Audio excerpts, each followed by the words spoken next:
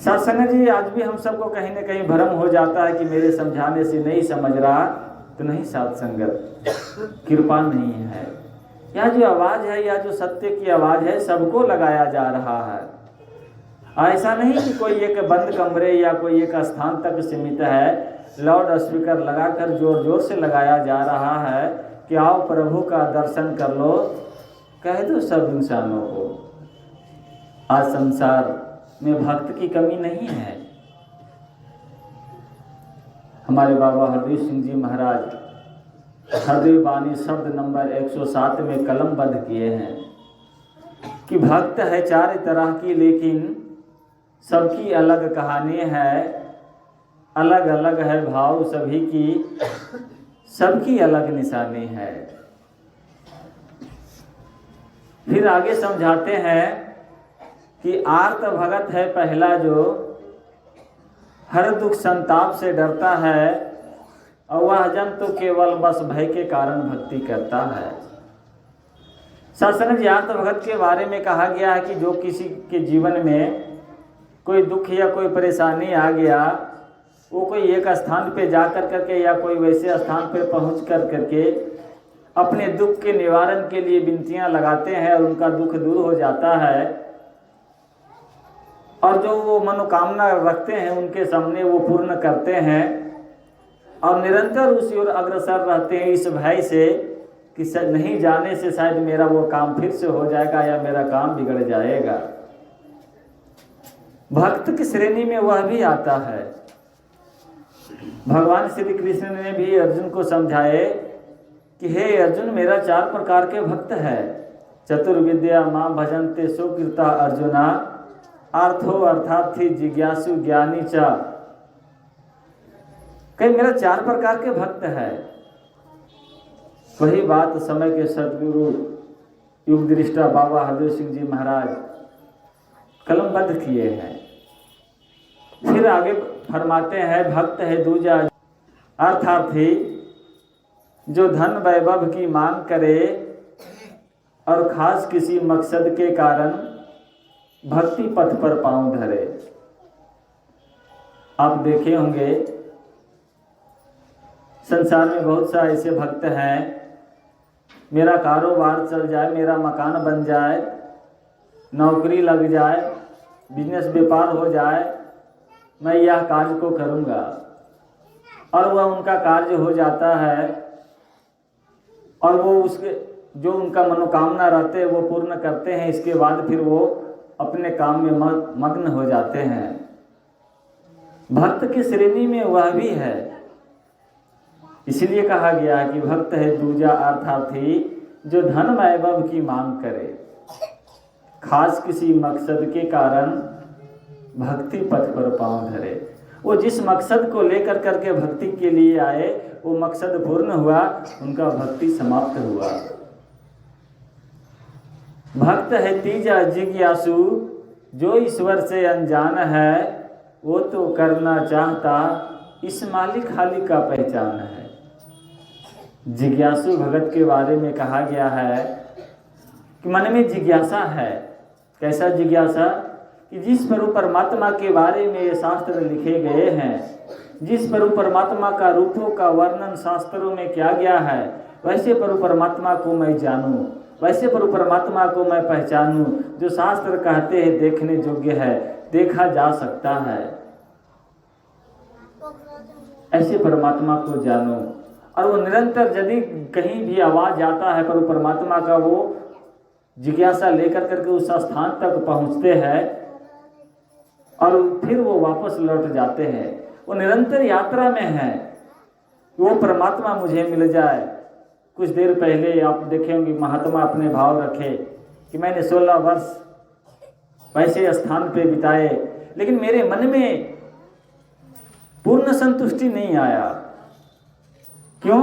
क्योंकि परमात्मा का जो रूप का वर्णन किया गया है, वो परमात्मा मुझे नजर नहीं आया। वो परमात्मा को हमने देखा नहीं, हमने जाना नहीं, कैसे मान ले। और जिन्होंने मान लिया है वो परमात्मा को कभी जान नहीं सकता है, कभी नहीं जान सकता है। मान लिया, मानने से काम बनने वाला नहीं है। एक को जानो एक को मानो और एक हो जाओ। जब तक हम जानेंगे नहीं पता कैसे चलेगा, पहले जानना है।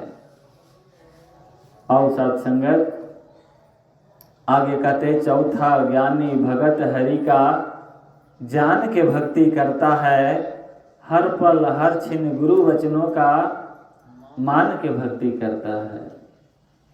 कितनी बड़ी बात सदगुरु बाबा हरदेव सिंह जी महाराज ने कलमबद्ध किए है। चौथा भगत जिसे ज्ञानी कहा जाता है। ज्ञानी के मतलब हुआ कि ज्ञान को प्राप्त करना। ज्ञान कोई वस्तु नहीं है जिसे पॉकेट से निकाला और दे दिया ये लो ज्ञान, नहीं साथ संगत। ज्ञान की परिभाषा है कि जिस किसी वस्तु के बारे में ठीक ठीक जानकारी हासिल होना उस वस्तु का ज्ञान कहलाता है। इसी प्रकार समय के सदगुरु जो ब्रह्म ज्ञान रूपी दात हम सबके जीवन में दिया, ब्रह्म के मतलब होता है ईश्वर, निराकार प्रभु परमात्मा, अल्लाह, गॉड, वाहेगुरु, जिस भी नाम से पुकारो। ज्ञान की मतलब जानकारी। जब इस निर्गुण निरंकार प्रभु परमात्मा को जान कर करके हम सब भक्ति करते हैं तो फिर क्या प्राप्त होता है? श्रेष्ठ है ज्ञानी भगत जगत में मुक्ति के पद पाता है। कहे हरदेव सदा ईश्वर को भाता और चलाता है। इतनी बड़ी दात, ये जो मुक्ति के जो कारण है, मुक्ति तभी संभव हो पाता है जब हम सदगुरु के शरणागत होते हैं। ऐ कोई आज की बात नहीं है। ध्यान मूलम गुरुर मूर्ति, पूजा मूलम गुरुर पदम, मंत्र मूलम गुरुर वाक्य, मोक्ष मूलम गुरु कृपा। ये जो ध्यान है, ध्यान का मूल गुरु, गुरु मूर्ति, गुरु का मूर्त है। पूजा मूलम गुरु पदम, पूजा का मूल है गुरु की चरण। जब हम सदगुरु के चरण में जाते हैं हो गई हमारी पूजा। पूजा को वो नहीं है जो कई दिनों तक उपवास रखना है, एक पैर पे खड़ा होके जाना है, घोलाटियाँ मार कर करके कोई स्थान तक जाना है, नंगे पांव चलना है, ये पूजा नहीं है। पूजा के बारे में वेदों में बताया गया है, कठोपनिषद में जिक्र किया गया है। पू शब्द से एक मंत्र का उच्चारण हुआ, ओम पूर्णमदः पूर्णमिदं पूर्णस्य पूर्णमुदच्यते पूर्णास्य पूर्णमाद्याय पूर्णमेवावशिष्यते। ओम शांति शांति शांति। इसका अर्थ है कि यह जो पूर्ण परमात्मा है पूर्ण रूप से पूरे विश्व में समाया हुआ है। जब इस पूर्ण परमात्मा में से पूरे विश्व को निकाल दिया जाए, जो शेष बचता है वो पूर्ण के पूर्ण ही है। और ऐसे पूर्ण परमात्मा को जाके मतलब होता है जानना। जो ऐसे पूर्ण परमात्मा को जान जाता है हो गई उसकी पूजा, हो गई उसकी पूजा। फिर हमें उस ओर नहीं जाना है, फिर शरीर को कष्ट नहीं देना है। परमात्मा ने इतने अमोलक तन बनाया। 84 लाख के बारे में महात्मा जिक्र कर रहे थे। 84 लाख योनि भटकने के बाद में एक बार मनुष्य तन मिला है। ये कोई आज की बात नहीं है। भगवान श्री कृष्ण ने भी अर्जुन को समझाए, गीता का 7वां अध्याय का 19वां श्लोक, कि बहुनाम जन्मनाम अन्ते ज्ञानवान मम प्रपद्यते वासुदेवाय सर्वमिति स महात्मा सुदुर्लभ। हे अर्जुन, बहुतों बार जन्मे बहुतों बार मरे, बहुनाम जन्मनाम अन्ते। यह जो जन्म मिला है यह अंत का है। यदि इस जन्म में ज्ञानवान मम प्रपद्यते, यदि इस जन्म में कोई ज्ञानवान महात्मा जीवन में आ जाता है तो यह जो जन्म है यह अंत का होगा। इसके बाद जन्मने की आवश्यकता नहीं है। कब? जब सदगुरु के शरणागत होते हैं। अगला लाइन बड़े मार्मिक कहा उन्होंने, वासुदेवाय सर्वमिति स महात्मा सुदुर्लभ। हे अर्जुन, इस संसार में जो कुछ भी हो रहा है जो कुछ भी घट रहा है उसका कारण केवल और केवल मैं ही हूँ, ऐसा मानने वाला महात्मा दुर्लभ ही नहीं, सुदुर्लभ, अत्यंत दुर्लभ है। इतनी दुर्लभता को समय के सद्गुरु की कृपा से हम सब के जीवन में सहज में मिला है।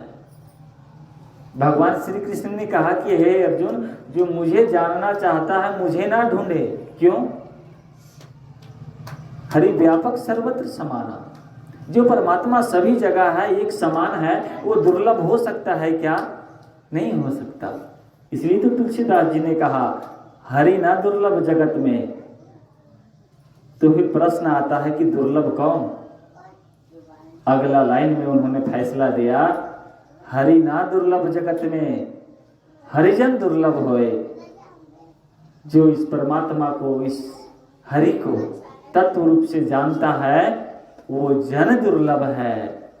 जहाँ ऐसे महात्मा के शरण में है अर्जुन, विधि है। जो मुझे जानना चाहता है विधि है। विधि क्या है? तद विधि परिपाते परिप्रश्न सेव्याया उपदेशन्ति ते ज्ञानम ज्ञानिना तत्वदर्शिना। जो मुझे जानना चाहता है मुझे ना ढूंढे, विधि पूर्वक ऐसे महात्मा के शरण में जा। और परिपातेन कहते हैं डंडे की समान लेटकर प्रणाम करने को। डंडे की समान लेटकर प्रणाम कर और कपट भाव को छोड़ कर करके उनकी सेवा करो। जब वो तुम्हारी सेवा से प्रसन्न हो जाए, परिप्रश्न सेव्याया, तब तुम उनसे प्रश्न पूछो। जो महात्मा मेरे बारे में जानता है फौरन उपदेश करेगा, देर नहीं लगेगा। और साथ संगत या जो ब्रह्म ज्ञान है ये उसी को प्राप्त होता है। फिर अगला श्लोक में उन्होंने कहा कि मेरा ज्ञान सबों को नहीं मिलता है, तो फिर किसे मिलता है? उन्होंने कहा श्रद्धावानम लभते ज्ञानम तत्परः सतेन्द्रिया ज्ञानम लभद्वा परम शांति मचिरेण अधिगच्छति। कहते जिसके अंदर श्रद्धा नहीं है, इस ज्ञान का लाभ केवल और केवल श्रद्धावान ही ले सकता है। श्रद्धावानम लभते ज्ञानम तत्पर सतेन्द्रिया। जब श्रद्धा आ जाता है तो उनका इंद्रियां भी उसे साथ देने लगता है और तत्क्षण देर नहीं लगता, एक पल में परम शांति को प्राप्त हो जाता है। यदि श्रद्धा नहीं है, उसके बारे में भी भगवान श्री कृष्ण ने अगला श्लोक में उन्होंने कहा अगस्त्य श्रद्धा नाश्च संशयात्मा विनशति ना अयम लोको ना परो ना सुखम संशय आत्मना। कहते जिसके अंदर श्रद्धा नहीं है, जो विवेकहीन है और हर बात में संशय करता है, ये कैसे हो सकता है? मैं नहीं मानता। अगस्त श्रद्धा नाच संशय आत्मा विनशति, उसका तो विनाश निश्चित है। ना अयम लोको ना परो ना सुखम संशय आत्मना। वैसे प्राणी का ना यह लोक सुखी हो सकता है, ना परलोक संवर सकता है, और सुख तो जीवन में आ ही नहीं सकता है। तो बड़ी कृपा सदगुरु का, जिन्होंने ऐसे तौफीक से हम सबको नवाजा। शुक्राना है सदगुरु का। सदगुरु आप कृपा करना, यह जो अमूलक दात आपने बख्शिश की है इसका संभाल कर पाए, और जिन्होंने ब्रह्म ज्ञान को प्राप्त कर लिया है उनका जीवन तो धन्य है। जिन्होंने इस ब्रह्म ज्ञान रूपी दात से अभी वंचित है, ये अवसर मिला हुआ है, इसलिए महात्मा हम सबको जगाते हैं और कहते हैं यही तेरी अवसर, यही तेरी बार। घट भीतर तू सोच विचार। जब इस शरीर से आत्मा निकल जाएगी तो फिर इस बात को कहने से कोई लाभ होने वाला नहीं है। तो श्वास के रहते हुए जीते जी मुक्ति को प्राप्त करना है। मरने के बाद आज तक किसी को मुक्ति प्राप्त नहीं हुआ है, इसलिए जीते जी मुक्त अवस्था को प्राप्त कर लेना है। और ये केवल और केवल समय के सदगुरु की कृपा से ही संभव हो पाता है। तो बड़ी कृपा सदगुरु का, जिन्होंने ऐसे तौफीक से हम सबको नवाजा। दातार कृपा करे और आप सब बहुत भाग्यशाली है जो इस सत्संग की शोभा बढ़ाए। सदगुरु कृपा करना, इनके जीवन में जिस भी प्रकार की कमी है, चाहे तन से, मन से, धन से, हर एक प्रकार की कमी को दूर करते हुए इनके जीवन में सेवा, सिमरन, सत्संग बख्श देना, ताकि आपके चरणों से जुड़ कर करके यह जीवन की यात्रा को तय करते चले जाएं। सत्संग जी प्यार से कहना, धन निरंकार।